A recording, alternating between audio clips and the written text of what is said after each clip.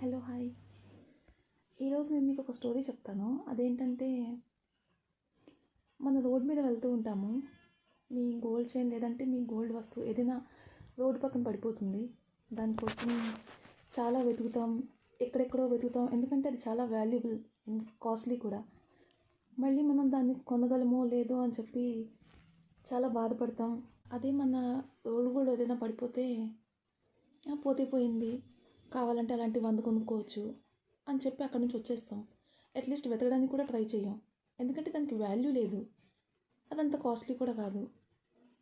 నేనేం చెప్తున్నానో మీకు అర్థమైంది అనుకుంటాను.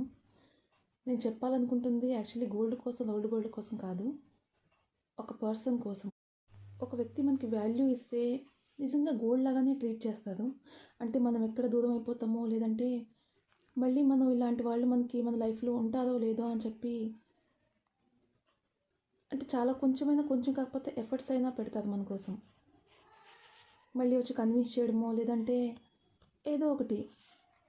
అదే మనల్ని ఒక గోల్డ్ లాగా ట్రీట్ చేస్తే పోతే పోయింది, ఇలాంటి వాళ్ళు కావాలంటే చాలామంది వస్తారు అని చెప్పి అలా ట్రీట్ చేస్తారు. సో మీరు కూడా లైఫ్లో గోల్డా, లేకపోతే ఒక లైఫ్లో మీరు గోల్డ్లా ఉన్నారో లేదంటే గోల్డ్లా ఉన్నారో మీరే కొంచెం చూసుకోండి.